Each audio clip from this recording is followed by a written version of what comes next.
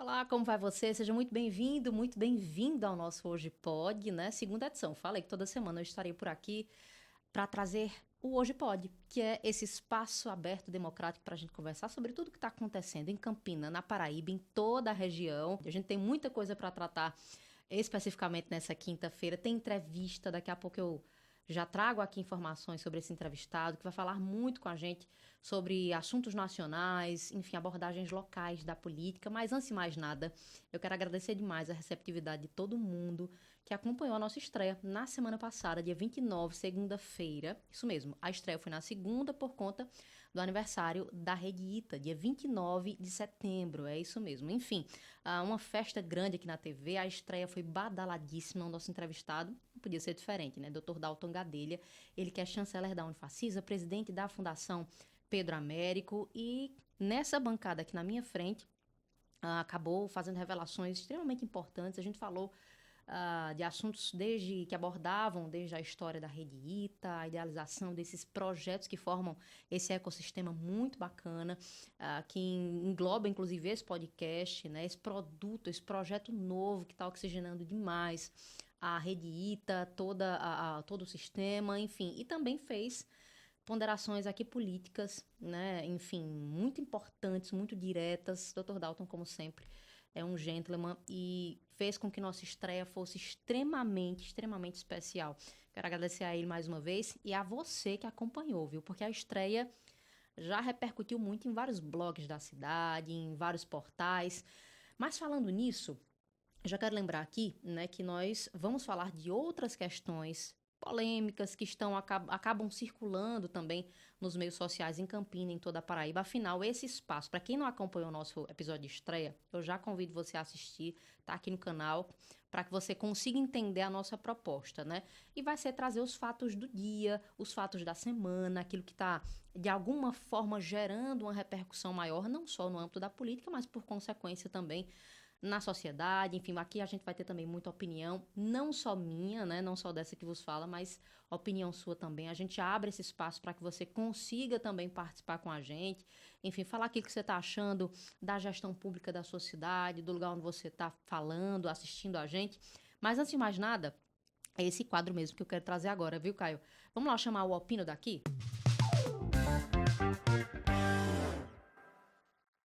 Né? Porque além de informação, além de notícia, a internet ela tem essa vantagem que é abrir um espaço mais amplo, como eu disse, mais democrático, para que a gente fale sobre assuntos importantes com o nosso olhar.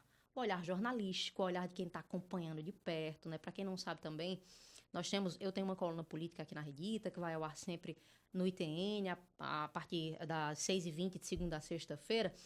E lá eu faço algumas ponderações. Eu trago os fatos mais importantes do dia, por exemplo, com ponderações mais simples, mais enxutas. Mas aqui a gente tem mais tempo. E o que acontece é que a partir de hoje, a partir dessa semana, a gente vai trazer fatos específicos dos últimos dias. E dentre os fatos da semana, não é um assunto novo. Principalmente para quem mora em Campina Grande, para quem tem acompanhado essa verdadeira luta, uma batalha dos servidores de saúde aqui da cidade, que tem encarado, principalmente durante esse ano, né, 2025, alguns entraves com relação a pleitos muito importantes. Que é um exemplo, pagamento de salário atrasado, falta de repasse do cofinanciamento. Eu recordo muito bem que há mais ou menos 15 dias, unidades hospitalares aqui da cidade estavam ameaçando paralisar atividades, isso mesmo, fechar as portas por um período até que a situação financeira dessas unidades se resolvessem por conta de falta de repasse, de emendas, de dinheiro que vem do financiamento municipal, né, enfim, do Fundo Municipal de Saúde, melhor dizendo. E isso tem gerado repercussões extremamente preocupantes. Para que se tenha noção, o próprio Ministério Público fez uma convocação ao gestor municipal de Campina Grande, prefeito Bruno Cunha Lima, para tentar entender os impasses relativos aos problemas de gestão da saúde aqui na cidade. O prefeito não apareceu, né, foi convocado, não apareceu, não chegou a dar explicações mais efetivas e os problemas que envolvem a gestão desse setor, dessa pasta aqui em Campina, seguem acontecendo.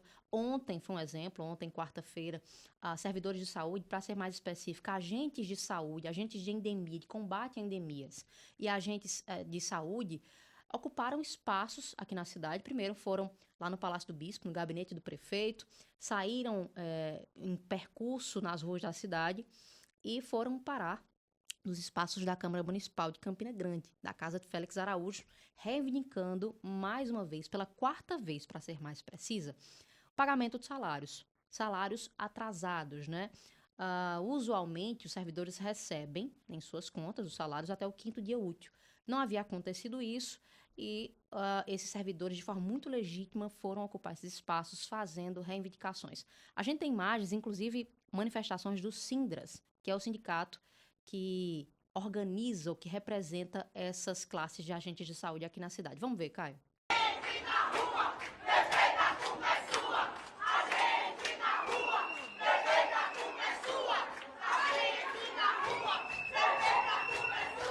Marion Soares, por que essa manifestação hoje aqui na Câmara? Hoje, os agentes comunitários de saúde e os agentes de combate às endemias, através da sua representação sindical, que é o Sindras-PB, deflagra a greve desses profissionais em Campina Grande por falta de salário. Greve essa que foi aprovada pela Assembleia, que é soberana nas decisões, e ela decidiu paralisar suas atividades porque não tem recebido salário. Infelizmente, em Campina Grande, essa gestão ela não cumpre com o calendário de pagamento dentro do mês trabalhado, que é divulgado todos os meses. A todos os meses, desde novembro de 2024, esses profissionais têm sofrido na própria pele a falta do respeito, a falta de dar dignidade a esses trabalhadores que quando chega na data não recebem. E agora a gestão ela inova, porque ela descumpre também o quinto dia útil, que foi ontem, dia 7 de outubro, o quinto dia útil, todos aguardando receber seus salários, e a gestão de Campina Grande, a gestão que faz saúde pública em Campina Grande, até o presente momento, não pagou os salários. Tá aí, Marion Soares, ele é um dos representantes do Sindras, esse sindicato que eu falei com vocês, e logo após a gravação, inclusive, que foi feita por colegas da imprensa, dessa sonora, dessa fala do representante do Sindras, o Marion Soares, como eu disse, a Prefeitura de Campina Grande divulgou uma nota afirmando que os salários estavam sendo direcionados às contas dos servidores. Ou seja, mais uma vez, eu repito, a quarta vez que isso acontece apenas esse ano. E eu estou falando aqui de classes específicas, são agentes de saúde. Né? Fora também outros atrasos específicos da classe médica, enfermeiros também que reclamam a falta de repasse, outro repasse que não tinha sido feito e que ontem, segundo a secretaria, foi feito após essa, digamos que essa pressão, foi do cofinanciamento da atenção primária. Enfim, situações que acabam desgastando muito a própria imagem da gestão frente à população. A gente chegou a ouvir alguns vereadores que clamam pela resolução dessa situação, vereadores da bancada de oposição, claro, um deles é o próprio líder, o vereador Anderson Pila, que esteve em Brasília ontem, gravou até um vídeo para suas redes sociais e falou que estava oficialmente fazendo uma denúncia junto ao Ministério da Saúde para tentar pontuar questões imprescindíveis para a resolução dessas problemáticas aqui em Campina Grande. Né? Pontos como, por exemplo, essa questão de repasse das emendas, de valores do Fundo Municipal de Saúde para as unidades hospitalares. O problema acaba gerando também um certo apelo a mais, né? Um receio de que isso volte a acontecer. Leia-se aqui hospitais importantes que nós citamos antes da fala do Marion, né? Hospitais como o próprio Hospital Help, a Clipse, o Hospital da FAP, que atendem inúmeras pessoas aqui em Campina. E a justificativa, muitas vezes, por parte da gestão pública, é de que Campina, por exemplo, atende uma demanda muito grande de pessoas que vêm de outras cidades, né?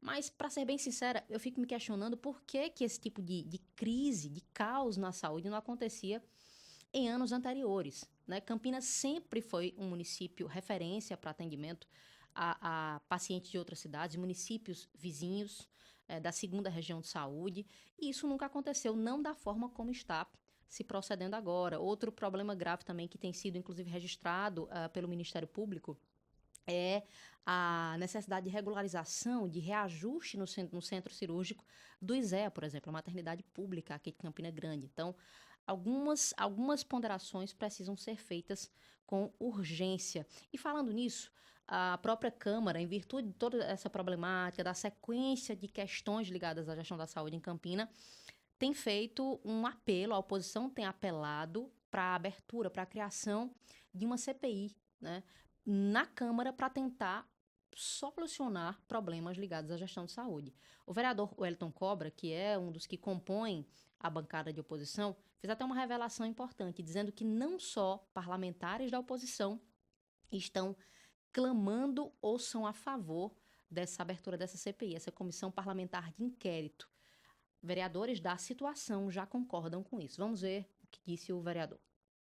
São denúncias de falta de medicamentos e insumos em postos de saúde e hospitais, a falta de repasse das subvenções, atraso nos salários dos servidores da saúde, entre tantas outras denúncias. Então, diante disto, eu desde o início eu tenho me posicionado a favor da instalação de uma CPI. E conversando com alguns colegas vereadores, tanto da bancada de oposição como da base governista, nós acreditamos que uma CPI ela não é instrumento de perseguição, mas sim instrumento de transparência. E a torcida é grande para que essa CPI ela seja levada a sério, em consideração, né? Há uma fama de que CPI acaba terminando em pizza, de que CPI não tem efetividade nenhuma, a Comissão Parlamentar de Inquérito não tem efetividade em discussões, mas, na verdade, na situação que Campina Grande chega, é preciso que se crie algum mecanismo, né, de pressão mesmo, para que a gente consiga não só entender de onde está partindo essa problemática toda, digamos que essa ingerência com relação à saúde aqui na cidade, mas principalmente uma resolução plena, né, para que os servidores não enfrentem mais esse tipo de situação, para que pacientes que precisam, por exemplo, de atendimentos em unidades de saúde não tenham os atendimentos negados, não por má vontade dos servidores, mas por falta, muitas vezes, de equipamentos suficientes, de materiais de atendimento básico. Muitas vezes os profissionais que não estão sendo pagos em dia acabam se desestimulando no trabalho, enfim. São problemas correlacionados que precisam ser solucionados urgentemente. E como eu citei, muitas vezes se cria um espectro de que em Campina a situação da saúde ainda é mais difícil porque Campina atende uma macro-região muito grande, né? Pacientes de outras cidades. Mas, como eu disse, eu não consigo enxergar esse problema dessa dimensão, justamente porque Campinas sempre atendeu essa grande macro-região, né? Muitos municípios aqui da região, e esse tipo de somatório de problemas nunca aconteceu, dada essa dimensão tão complexa. Com certeza a gente vai acompanhar. Eu estou abrindo tudo isso aqui porque, como eu disse, são fatos da semana e que é inegável falar sobre a crise que se instala e a crise que se coloca sobre a gestão de saúde aqui na cidade. Mas olha só, antes da gente terminar, inclusive, esse bloco, eu já quero anunciar que no próximo bloco, tem entrevista aqui, a gente vai continuar falando de política, mas de uma maneira muito mais analítica. Eu sei que política é um assunto que muitas vezes assusta, né? E desde que eu cheguei aqui na Redita e assumi, inclusive, a responsabilidade de apresentar Hoje Pode, que a priori tinha esse direcionamento de falar de política, de falar de política pública, política partidária, eu pensei que isso poderia ser feito de forma mais fácil, mais prática, falando com a linguagem das pessoas e fazendo com que elas queiram entender mais sobre o que é esse assunto que parece tão denso, tão complexo. Mas daqui a pouquinho a gente vai falar sobre isso, tentar desmistificar algumas questões, inclusive sobre as últimas votações do Congresso Nacional. Os deputados da Câmara não andam muito bem na fita, né? E eu acho que você que acompanha mais ou menos aí o jornalismo do dia a dia tem percebido que essas últimas votações na Câmara, principalmente, têm gerado muita polêmica. Por exemplo, aí algumas propostas que acabam sendo uma verdadeira agressão, né, aos ouvidos de quem escuta a população. A PEC da blindagem é um exemplo disso. E a gente vai tentar entender todo esse complexo e aquilo que acaba refletindo também, impactando na nossa vida aqui em Campina Grande, por exemplo, na Paraíba, no nosso dia a dia, no cotidiano, na feira que você faz aí, na economia, enfim, no dinheiro que fica no seu bolso, nas finanças no fim do mês. tudo isso é impactado por esses assuntos. E a gente vai conversar daqui a pouquinho com Darcon Souza, ele que é professor da Universidade Federal de Campina Grande, ensina ciência política, sociologia, é um verdadeiro ícone, já esteve com a gente aqui em outros momentos e nos ajuda muito sempre a entender esses assuntos mais complexos. Para que você entenda, esse vai ser um assunto que eu vou tocar com ele também daqui a pouco, mas a Câmara dos Deputados aprovou um requerimento da oposição e retirou de pauta uma medida provisória do governo que aumentava os tributos das fintechs e das bets, né? Ou seja, que ela previa taxar as famosas bets, que acabam tendo um lucro absurdo mensal quando a gente fala nesse assunto aqui no Brasil. Então, a oposição se reuniu, articulou de alguma forma para que essa medida provisória fosse derrubada, uma medida muito importante no que diz respeito a pautas que são levantadas pelo governo Lula. Essa medida, como eu disse, ela de alguma forma era uma alternativa, né, contra o aumento, ela evitava o aumento do IOF, essa pauta relativa ao IOF, esse imposto, já foi inclusive muito polêmica, muito polemizada. Em determinados momentos o governo Lula falou em aumento de arrecadação, a necessidade de aumentar essa arrecadação, e a oposição acabou derrubando. Agora, mais uma vez, essa alternativa seria essa medida provisória que foi colocada, aumentar a taxação das bets, para justamente tentar criar essa alternativa para não aumentar o IOF. Mas a medida agora, ela entra de algum jeito em desuso, né? Foi derrubada. De alguma forma o governo vai ter que criar outra alternativa para tentar viabilizar essa questão de não aumentar o IOF. A gente vai falar sobre isso daqui a pouquinho também. Já deixo esse espaço aberto para que você participe. Eu vou até no segundo bloco aqui trazer um número específico, um canal para que você consiga participar com a gente, mandar suas perguntas, enfim, e suas considerações sobre esses assuntos que a gente traz aqui. Nos comentários aqui também do nosso vídeo, você já pode participar, tá? Dar sua opinião sobre esses assuntos e falar também se você está acompanhando o que tem acontecido em todo o Brasil. Olha só, como eu disse, daqui a pouco tem conversa com ele, com o Darcon Souza, daqui a pouquinho ele está chegando por aqui. E antes da gente arrematar esse bloco, Caio, eu vou pedir que você coloque uma foto aí. Você me disse essa foto, tá por aí? Uma foto icônica de Cícero Lucena. Tá aí, né? Cícero Lucena, prefeito de João Pessoa. A gente vai voltar aqui os olhares mais uma vez para os assuntos do Estado. O prefeito Cícero Lucena, que ele quer, né, enfim, emplacar uma candidatura ao governo do Estado da Paraíba, não é mais segredo para ninguém. Ele deixou o Partido Progressistas rumo a seus planos eleitorais para 2026, porque o Partido Progressistas aqui na Paraíba é o partido do vice-governador Lucas Ribeiro, está totalmente agregado, ligado ao governo de João Azevedo. E, segundo ele, não teve espaço, não encontrou espaço para concretizar o seu desejo de uma candidatura ao governo do Estado e resolveu deixar o partido. Isso acabou mexendo muito com os ânimos de figuras importantes. A própria senadora Daniela Ribeiro, no começo da semana, falou sobre isso, afirmou que foi traição de Cícero Lucena, mas, na verdade, o prefeito está tentando aí achar um lugar ao sol para manter os seus planos eleitorais para 2026. E o que acontece é que ele está sendo cortejado por muitos partidos. Só que essa foto que eu coloquei aí, que a gente colocou, já demonstra que esse assunto basicamente está resolvido, sanado, porque o MDB do senador Veneziano Vital do Rego, que está do lado de Cícero aí, está ganhando o coração, mais uma vez, do prefeito Cícero. Cícero já foi do MDB, inclusive já foi candidato pelo MDB, já conseguiu também emplacar candidatura aqui na Paraíba, e agora tende a voltar aos braços do seu antigo partido, né? Também do lado aí na foto, o deputado Baleia Rossi, que é o presidente nacional da Legenda. Houve uma reunião essa semana em Brasília para acertar alguns ponteiros. Logo depois dessa reunião, ele postou essa foto nas redes sociais, afirmando que estava revisitando um ponto importante da sua história. Isso ficou aí muito claro para todos, de que a sua decisão provavelmente é sim pelo MDB. E isso acaba mexendo os pauzinhos, né? Ou mexendo as peças desse xadrez político na Paraíba. Quando ele migra para uma legenda com o MDB, quando ele escolhe esse seu destino partidário, ele acaba também levando consigo figuras como o próprio Mercinho Lucena, que estava aí na foto também, o seu filho, o deputado. O Wellington Roberto, o atual deputado pelo PL, já não está bem dentro da legenda, já afirmou que estaria de malas prontas e provavelmente seu destino partidário também será o MDB.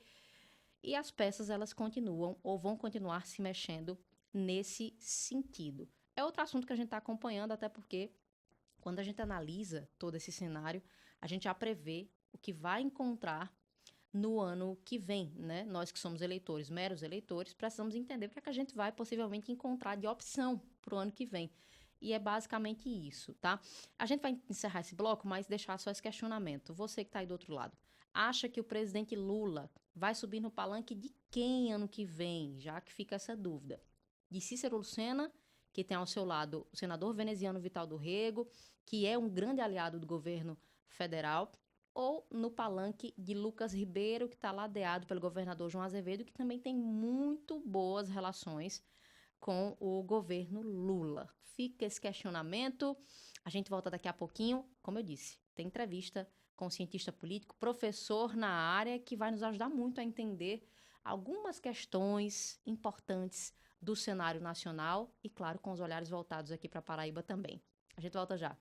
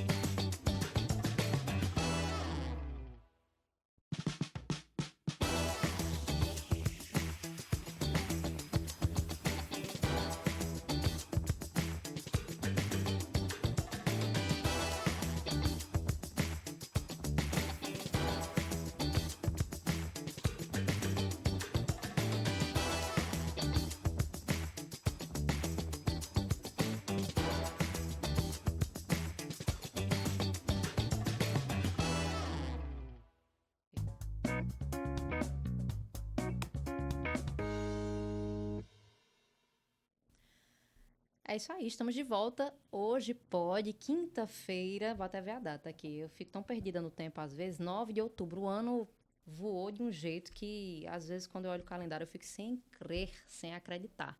Mas a gente está de volta para o segundo bloco do Hoje Pode, desejando a você que está nos acompanhando, não sei se está nos acompanhando especificamente nesse horário da noite, como o podcast vai ao ar no YouTube, né? Bom dia, boa tarde, boa noite a você que nos acompanha, você que está chegando. E como eu sempre digo por aqui, Hoje Pode é um espaço bem diferente, democrático, né? Para quem já me conhece, por exemplo, da Rede Ita, sabe que no jornal, no ITN, eu estou sempre comentando política, mas de um jeito muito mais... O tempo é mais curto, né? De um jeito um pouco mais formal, digamos assim, análises mais enxutas. Aqui a gente tem um tempo muito maior para falar sobre política pública, política partidária, conjuntura eleitoral.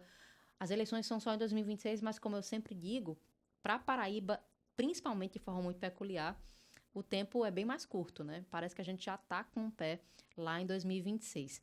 E para falar sobre conjuntura política comigo, eu tinha prometido isso, ele está aqui na minha frente. Eu já disse a ele, não é missa de corpo presente, professor Darcon Souza, professor da Universidade Federal de Campina Grande.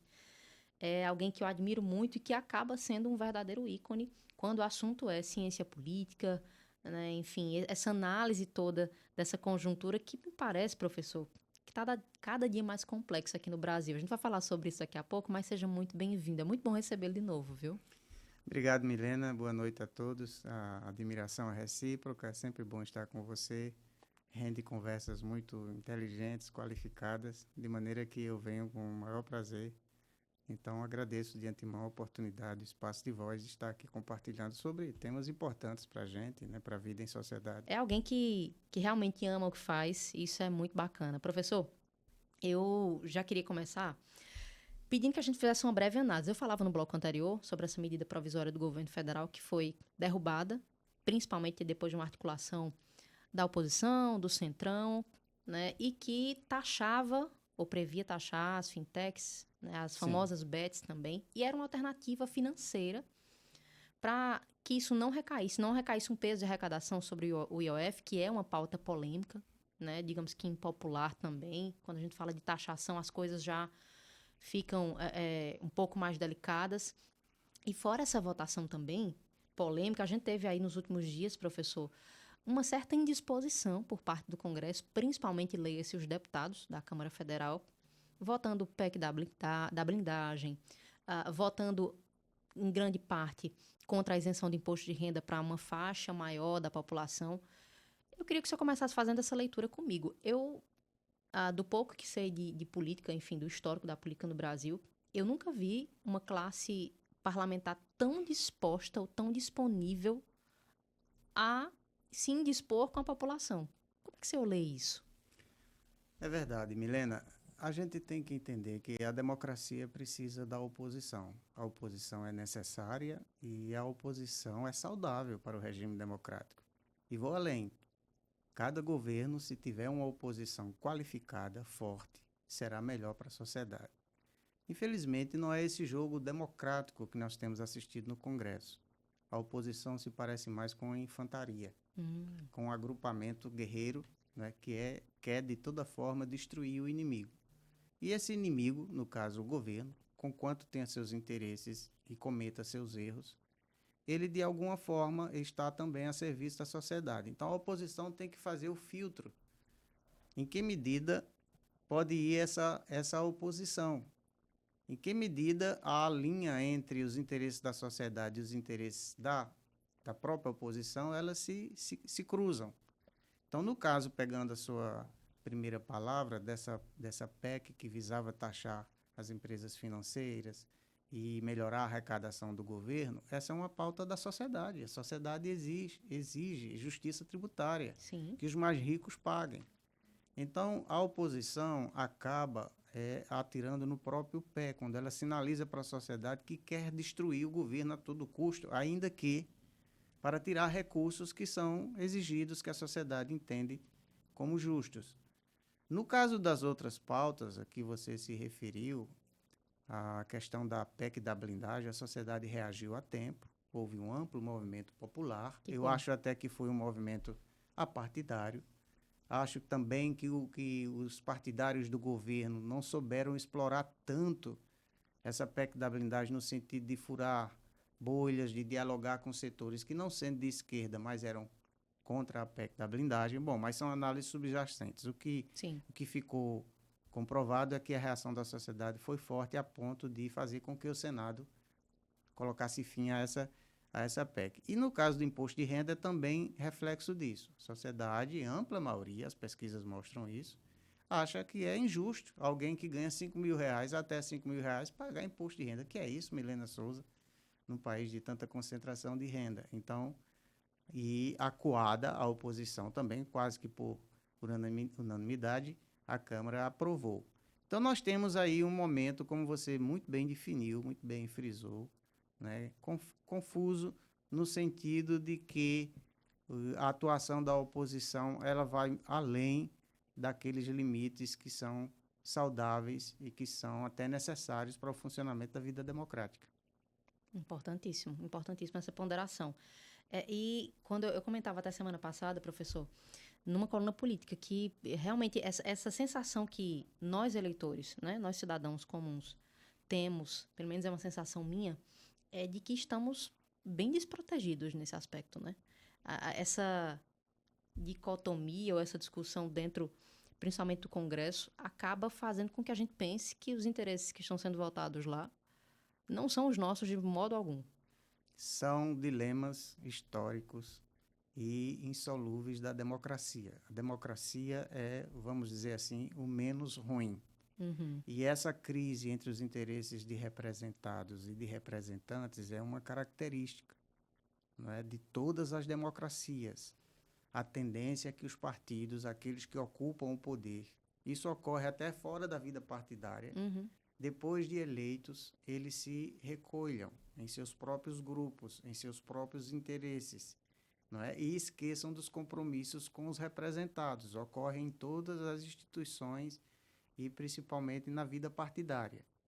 Como é que se resolve isso? Como a democracia não é, Milena Souza, um regime definido, formatado, de pronto, ela é construída, é a sociedade civil que vai, através de suas expressões, através de mediações como é o podcast que nós estamos conversando aqui, da formação da consciência, são as pressões sociais e a organização da sociedade civil que vai tentando encurtar essa distância entre os interesses de representantes e de representados. Mas é algo que é parte da dinâmica democrática liberal, como nós a conhecemos, até porque, quando as pessoas chegam ao poder, quando elas ganham eleições, nós temos pesquisas sobre isso. Realizamos pesquisa no âmbito também da Universidade Federal de Campina Grande sobre isso. Sim. Muitas vezes elas chegam por meios que não são tão legítimos, né? Por outras mediações financeiras, econômicas, que de pronto, de largada, já deixa o vencedor descomprometido com os eleitores. Verdade. Então, vejam que a crise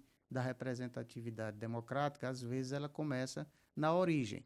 Mas mesmo aqueles partidos que são mais enraizados em setores populares, né, que estão mais conectados, eles têm essa tendência também de elitizar o exercício do poder e de se fecharem entre si. Eles não estão imunes a isso. É bom que se diga também. É importante, importantíssima essa ponderação, professor. O senhor citou outro ponto, que eu acho que tem sido alvo de análise dos próprios cientistas políticos, essa questão do poder dos movimentos sociais, né? Da mobilização social em torno de pautas específicas, porque eu tenho escutado com muita frequência, ou pelo menos eu tinha escutado com muita frequência, as pessoas descredibilizando ou desacreditando na força das pessoas, literalmente, nas ruas, né? Dos movimentos sociais. A prova de que esses movimentos têm uma força é exatamente essa, né? Isso que a gente acabou de assistir, como o senhor citava na sua primeira resposta, os resultados no próprio Congresso. Quando as pessoas pressionam, né? Se a pauta ela é impopular, as pessoas pressionam, existe, por consequência, um medo, né? De, por exemplo, de um futuro próximo, que é 2026, para esses deputados, de não se reelegerem, de não conseguirem emplacar os seus planos eleitorais. A resposta acaba vindo mesmo que de uma fonte diferente, né, professor? É verdade. As massas, elas são a grande ameaça dos poderosos, a direita e a esquerda. Aí não tem espectro ideológico. Basta a gente ver o que aconteceu no Nepal recentemente, né? Nós tivemos ali uma crise de moralidade grande, uma crise de governo. As pessoas foram às ruas de modo violento, que não é aconselhável, né? Incendiaram prédios. Sim, claro. E rapidamente se substituiu o primeiro-ministro, se marcaram novas eleições. Então, por mais que o regime político seja fechado e protegido e escudado por qualquer tipo de repressão, o povo tem um poder de pressão muito grande. Agora, o importante é que essa mobilização, porque eu acho, Milena, que essa mobilização de rua, as pressões sociais, elas precisam de alguma forma serem desideologizadas, não é? Há muita ideologia intoxicando, e às vezes o cidadão comum, que ele não tem identificação com a ideologia, um certo pensamento político, ele gostaria de protestar, mas gostaria de ficar um pouco afastado dessas contaminações ideológicas. Isso às vezes afasta o cidadão comum. Esse caso da PEC da blindagem é bem emblemático disso. Nós temos uma sociedade que a direita e a esquerda, majoritariamente, se indignou em relação a isso. Só que se a gente olhar para as manifestações, mesmo nos grandes centros, ela tinha lá uma cor predominante. É verdade. Não é? Então se perdeu ali a oportunidade, como eu avalio, de dizer para a sociedade que há coisas que podem nos unir, não é? Que podem bloquear um pouco essa polarização, esses ódios recíprocos, não é verdade? E acho que há muito mais coisas que podem unir o cidadão comum, que quer um país melhor, do que dividir. Danado, desculpa usar essa expressão bem fajuta, o danado da política é que os políticos exploram exatamente aquilo que vai nos dividir, que vai nos confrontar, né? E fazem isso muito habilmente. É vantajoso para eles, né, professor? Sim, eu digo até que há um certo aspecto político que hoje sobrevive em função de acionar os afetos negativos, os ódios, os rancores, os ressentimentos, os preconceitos, né? E de gerar terrorismo político em cima disso. Eles têm ganho muito dinheiro muito poder em cima dessa exploração discursiva, dessa retórica discursiva que é apoiada exatamente na divisão da sociedade e no ódio em relação ao outro. Não seria um discurso de solução, um discurso de combate ou de embate. Exatamente. Né? É um discurso de acionar o que há de negativo nas pessoas. Sim. Ele não é propositivo. Não é? Na verdade, a democracia existe para que no espaço público se debata sobre proposições, críticas a proposições. A argumentação é a arma maior do sistema democrático, não é a invasão, não é a violência, é a argumentação. Sem isso que nós estamos praticando agora, Milena Souza, não há esperança para a democracia. Então, há determinados grupos políticos ideológicos que eles apostam em ofuscar a importância dessa discussão pública, em contaminar esse espaço público, dizer que tudo é narrativa, que não há verdade estabelecida, porque isso aí cria um terreno fértil para os ódios, para a afetação de crenças, de preconceitos, né? E as pessoas vão tomar decisões políticas, então, baseadas nesses afetos, nesses sentimentos negativos, e não na escolha por quem oferece o melhor projeto, por quem tem a melhor argumentação. É verdade, professor. Em bem menor grau, claro, eu me coloco muito numa situação, às vezes, de um certo vexame. Nós, jornalistas políticos, né? Nós que trabalhamos com jornalismo político e que, de alguma forma ou de outra, em alguns momentos, tecemos as nossas opiniões, nossa visão. Mas eu imagino que, por exemplo, para alguém que trabalha com a ciência política, né? Para o cientista político, para alguém que está à frente de uma academia, para um acadêmico como o senhor, eu não sei se é tão complicado ou até mais, porque uma análise que se faz do cenário político hoje, com toda essa contaminação de polarização, nos leva também a nos colocar de forma vulnerável, né? As pessoas nos taxam, muitas vezes nos julgam, como se nós, de alguma forma, quiséssemos lateralizar os discursos, né? Existe um processo frágil ainda nesse aspecto, né, professor? Com certeza. Em várias dimensões, quem pesquisa e se dedica a estudar os temas da política, há um sofrimento, digo até um sofrimento psíquico. Imagina. Alguns temas são difíceis. Eu confesso a você que, por exemplo, desde 2015, eu comecei a estudar o processo das redes sociais, das fake news, a partir de um livro de uma colega sua, Michiko Kakutani, uma jornalista premiada nos Estados Unidos, escreveu um livro chamado A Morte da Verdade. E aquele livro foi o pontapé inicial para que eu começasse a estudar, então, o submundo das redes sociais, como ela é usada como linguagem política, como ela foi apropriada por certo aspecto político. E aquilo gera um sofrimento psíquico, porque você vai lidar com coisas que têm a ver com maldade mesmo, com ausência de honestidade. Sim. Não é? Com pessoas que estão numa posição privilegiada, Milena Souza, na sociedade, em termos de acesso a recursos, acesso a informações, e elas sabem os fatos como se dão, elas sabem como ocorreram, mas elas estão empenhadas em distorcer, em direcionar para atingir objetivos políticos. Não importa que aquilo chegue por meios, não é, que não são verdadeiros. Então, quando você tem contato com essa realidade, gera sofrimento. E também, até por conta da natureza desse discurso que está muito em voga hoje, de desclassificação da política, de descaracterização da política como um espaço de debate respeitoso, né, que é coisa que está muito em falta. Muito. Também quem estuda isso, ele fica, de certa forma, sempre na berlinda, porque não é, determinadas posições que ele toma, em função desse trabalho retórico que é feito, muitas vezes criminalizando o progressista, criminalizando alguém que pensa a sociedade, criminalizando o todo, você está exposto a também entrar nessas rotulações que se estabelecem aí e nessas polarizações e ser associado a grupos ideológicos. Nós não estamos livres disso também. O senhor já foi rotulado, professor? Muitas vezes? Não, pouquíssimas vezes. Pouquíssimas vezes alguém se referiu a mim como sendo alguém de um certo aspecto político.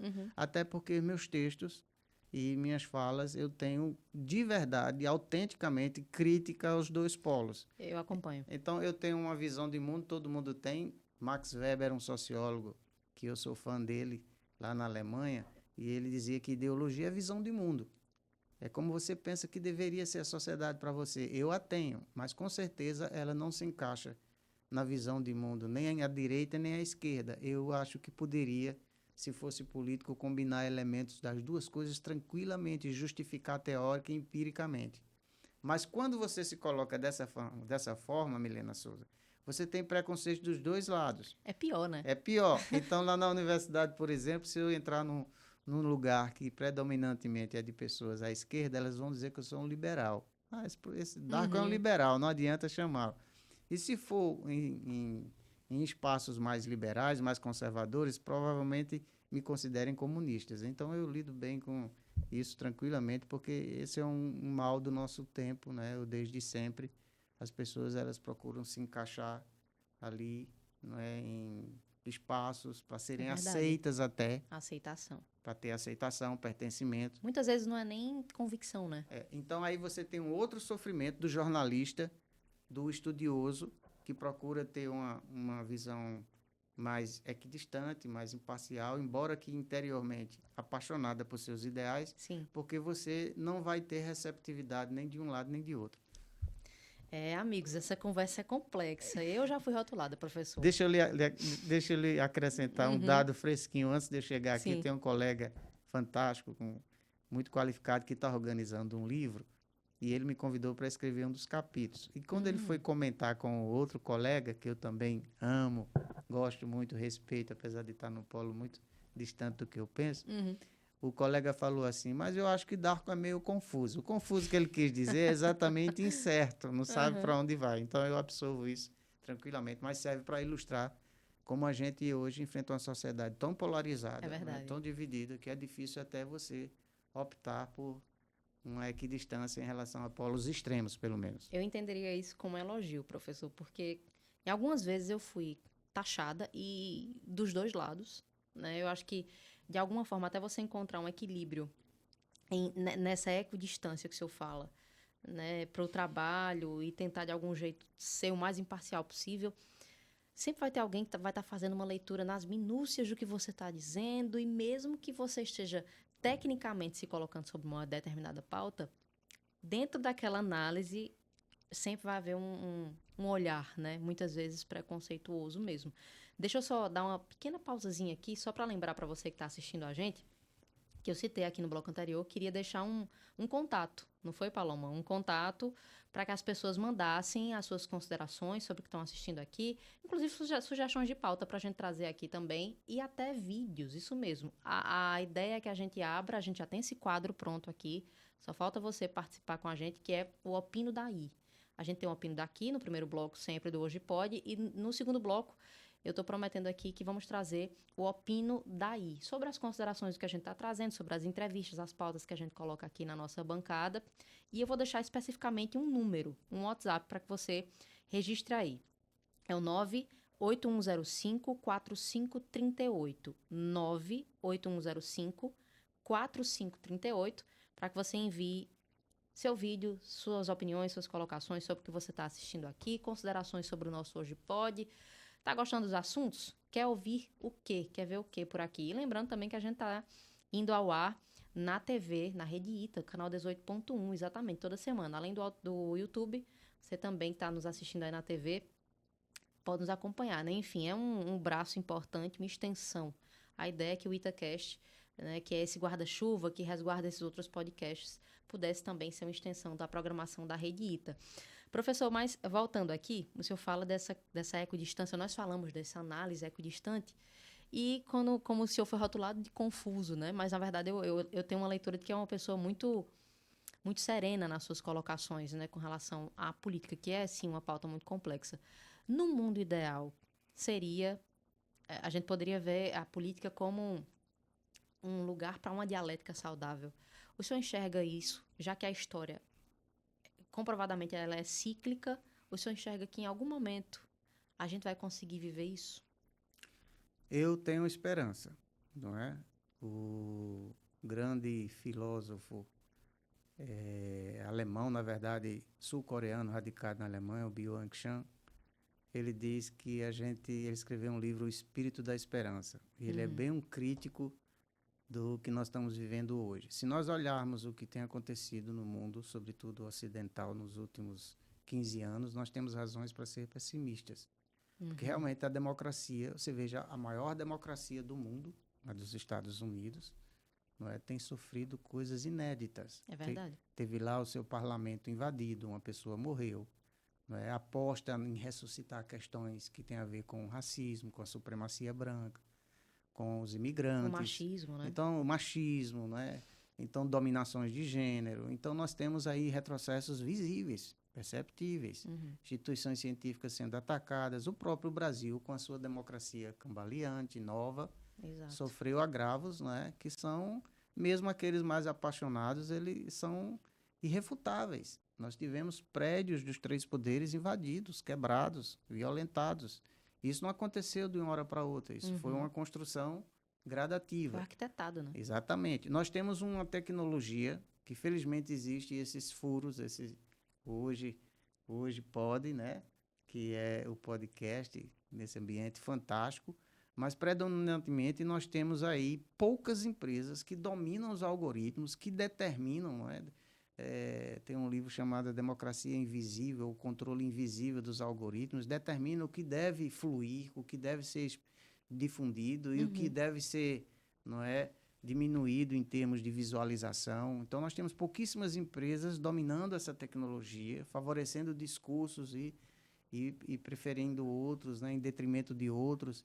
Então, nós temos muita gente no Brasil, quase 90% de pessoas se informando por meio do celular. Sim. Não é? E elas não têm acesso a programas como esses, a rede social. Não é? Então, nós temos uma contaminação do ambiente de formação da opinião muito grande por afetos negativos. Verdade. Então, por tudo isso, o cenário não é positivo. A realidade conta menos, Milena Souza. O fato, daí o livro A Morte da Verdade. O fato real conta menos. O que está contando é o que a pessoa acha, o que ela acredita, qual é a sua crença. Não importa que você diga para ela, não, olha, esse copo, ele é dessa cor. Então, é muito complicado quando você mexe com a capacidade cognitiva das pessoas e confunde, né? Nós temos o conceito aí de dissonância cognitiva, que Sim. é bem usado para caracterizar esse momento. Então, por esse cenário todo, nós podemos ter um pessimismo. Mas eu, Milena Souza, pessoalmente, tenho uma crença na lei da semeadura, seja lá como ela seja interpretada, ou amparada numa crença, ou por um ateu. Eu acredito muito na lei da semeadura. Eu não vi um despótico, um autoritário, uma pessoa que violentou, que cometeu violências para não ter as consequências. Então, eu sou daqueles que, num tempo ou outro, estejamos nós aqui ou não, aqueles que estão semeando a má semente, inclusive no campo político, eles vão semear coisas ruins. Então, por isso, eu acredito que o destino da humanidade é o destino do crescimento, do desenvolvimento, né, da igualdade, do respeito entre as pessoas. Há uma tendência também nesse sentido. E há contraforças que operam em direção contrária. Mas só para dizer que a esperança que me alimenta é nesse sentido. Eu tenho visto, não é, na minha vida, que não é tão curta e não é tão grande, que os acontecimentos históricos, basta a gente pensar 60 anos atrás, um pouco mais. Exatamente. Quem vivia aquela época achava que tudo estava sob o domínio de Hitler e do nazismo. E a história mostrou que não, que eles eram frágeis. Porque, na verdade, de fundo, aquelas pessoas que apelam à violência, à força bruta do poder, elas, na verdade, são frágeis. E essa fragilidade, como dizia Karl Marx, para fazer referência não apenas aos liberais, mas também a alguém da esquerda, tudo que é sólido se desmancha no ar, não é? É verdade. E faz muito sentido mesmo, professor. A terceira via, ela existe? Ela é possível? Ela é viável? Ou é digamos que uma ideologia distante? Ela precisa ser ressuscitada. No Brasil, ela acabou, né? No Brasil, nós tínhamos até o confronto Partido dos Trabalhadores, Partido da Social-Democracia Brasileira, PSDB, Sim. Nós tínhamos ali um confronto relativamente civilizado entre saudável, disputas eleitorais, não é?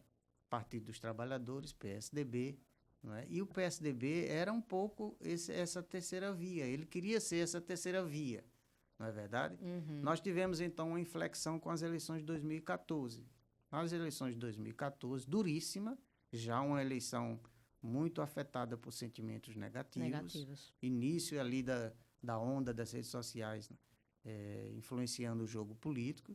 Então, nós tivemos o comportamento infeliz do perdedor, o deputado Aécio Neves, né? Senador Aécio Neves, não reconheceu a eleição, disse que pediria auditoria das urnas, não é? E, a partir dali, você tem um chamamento para que setores da sociedade, na verdade, interrompessem o governo Dilma Rousseff. Então, a radicalização escalou, né? E aí vieram as redes sociais. Eu conto um pouco isso de modo abreviado e modesto num dos meus livros. Então, isso vai se radicalizando até essa terceira via, essa alternativa, vamos dizer assim também, esse centro político desaparecer, né? Então, hoje nós temos um partido que eu considero de centro-esquerda no poder, que é o Partido dos Trabalhadores, ainda que tenha muitas facções lá, muitas divisões de espectros ideológicos diferentes, mas, predominantemente, o governo Lula é um governo de centro com algumas coisas de esquerda. Eu tenho um colega que diz que é social-liberal, não tem nada de esquerda. Mas aí, do outro lado, nós temos a extrema-direita. Então, nós precisamos ressuscitar o centro democrático. Esperava-se, com as eleições passadas para prefeito, que fosse o PSD de Kassab. Esse que fosse ser o centro democrático. Mas ele já deu provas. A votação de ontem foi mais uma prova. Exato. De que ele está aliado ao projeto da extrema-direita. Então, o Brasil perdeu, infelizmente, o centro democrático. Importantíssima essa discussão. E o senhor citou os seus livros. Onde é que a gente consegue encontrar as suas obras? Bloco BG, térreo da Universidade Federal de Campina Grande. Bloco BG, loja térreo, quando voltarmos agora às aulas. Né? Perfeito, professor. Eu ficaria aqui, acho que mais uma hora conversando com o senhor, não tenho dúvida disso, porque quando a gente faz, ou tenta pelo menos fazer uma breve análise aqui do que está sendo o cenário nacional, eu costumo dizer que é uma conversa boa para a gente coloca na mesa os nossos conceitos e a gente se refaz também, enfim, eu aprendo muito sempre que eu encontro o senhor, mas eu acredito que para aquelas pessoas que encaram a política ainda como um assunto muito distante, essas pessoas, eu acho que é uma forma de estimulá-las, né? Trazê-las para essa discussão também. Quando alguém chega para mim e diz, olha, Milena, eu não gosto de falar de política, eu acho que política assusta, política afasta. Esse é um conceito que, de algum modo, precisa ser quebrado, né, professor? Não tenha dúvida. E as pessoas, elas têm muitas razões para isso. Claro, não tiro a razão. Elas têm muitas razões. Mas o fato de uma jornalista mulher, não é, ser colunista política, debater, discutir, ajuda muito.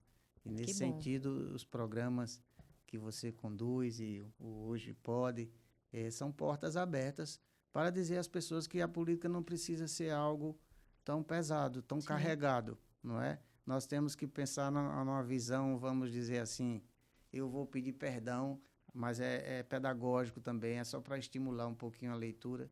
A gente tem que sair de uma visão mais maquiaveliana da política, né? Maquiavel. Para muitos, né? É aquele da política, a política do realismo. Os fins justificam os meios. Daí onde vem a propensão à competição, a destruir o outro, não é? A anular o outro. Então, esse é um aspecto, uma dimensão da política. Mas nós podemos sair de Maquiavel e ir um pouquinho para Aristóteles.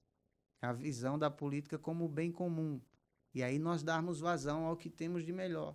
As expressões de solidariedade, de empatia, de amor, e encarar a política nessa perspectiva. Então, nosso fardo será mais leve. Nossa luta será mais tranquila, mais motivadora. Só para a gente finalizar, uma perguntinha básica.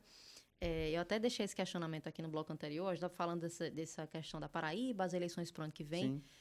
E temos uma figura que está muito em voga, que é o prefeito Cícero Lucena, né, que provavelmente está migrando de volta para o MDB e, de alguma forma, muda novamente a conjuntura, já foi taxado, inclusive, de traidor também. Mas isso não é incomum, né, professor? Essas mudanças e essa articulação, esse jogo novo de peças do xadrez para se reajustar ou se remodelar para concorrer num pleito eleitoral, não é incomum, né? É verdade. No caso da Paraíba, qualquer que sejam as opções desses atores políticos, parece que nós teremos de volta o fenômeno do controle das famílias sobre a política do Estado. Depois da mudança de rota de Ricardo Coutinho e de João Azevedo, que são atores que não pertenciam a núcleos familiares, pelo que está posto, de alguma forma, o próximo governo da Paraíba será de grupos familiares. E no caso do prefeito Cícero Lucena, nós veremos o que vai acontecer, porque nós temos aí uma figura fazendo uma avaliação também bem particular, que até antes de ser prefeito se dava até por alguém que estava encerrando a carreira. Esquecido, né? Exato. Então ele tem um débito grande com a família Ribeiro, com o governo do Estado. Me parece que os acordos para a eleição dele, principalmente a reeleição, Milena Souza, que foi muito pesada. Muito pesado. Teve um apoio maciço do governo do Estado, Sim. do vice-governador Lucas Ribeiro, né? E agora Cícero, como também é praxe na política, você está frisando aí muito bem, é do jogo político maquiaveliano, não é? Essa questão de que a traição, o projeto pessoal, muitas vezes se sobrepõe.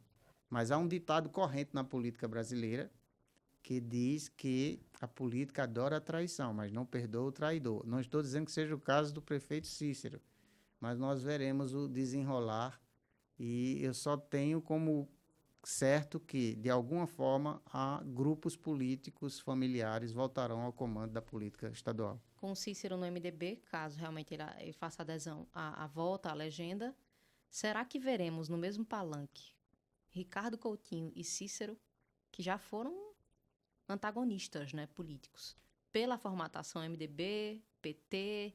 Será que a gente vai conseguir ver essa Acho essa cena? improvável. Política a gente não pode antecipar, né? Há muitos interesses. Até porque eu tenho acompanhado um pouco a mídia. Agora, tenho que dizer uma coisa. Sim. Quem tem melhor se posicionado do ponto de vista midiático é Cícero Lucena. Só Ele acompanhar. está aproveitando os holofotes, né? Exatamente. Até correndo risco de vida, viajando de um lugar para outro, né? E eu observo o Ricardo tentando entrar numa raia própria, sem estar vinculado a esses candidatos majoritários, né? Também não sei se terá êxito assim. Então, eu acho um pouco improvável, mas veremos. Um bom termômetro é a gente continuar acompanhando, né, os esforços midiáticos deles. E esses, especialmente, eu tenho acompanhado. E eu acho que Cícero está na frente, mas acho que é momentâneo. Vamos ver, né? Quais são os próximos capítulos dessa novela de 2026. Professor, mais uma vez, muito Eu que obrigada agradeço, pela Milena, sua paciência, por sinceramente. estar conosco e por repetidamente nos trazer tanto conhecimento, viu? Obrigada. Obrigado mesmo. É muito bom sempre, como disse no início, estar com você. Sucesso na jornada. E obrigado pela generosidade. Eu que agradeço, professor. Agradecer a você também que nos acompanha e que esteve conosco até agora. É sempre muito bom encontrar você por aqui. Na próxima quinta a gente volta, tá? Mas lembrando que esse episódio, assim como o episódio também de estreia lá na última semana, estão todos aqui. Você consegue também nos ouvir no Spotify, no nosso canal Itacast. Enfim, estamos aí em multiplataforma. É um canal multiplataforma para que você nos acompanhe onde você estiver, fazendo o que estiver fazendo. E aqui é sempre um prazer encontrar você. Como eu sempre digo e termino aqui o nosso podcast, hoje pode, amanhã também. A gente se encontra na próxima semana. Tchau, tchau.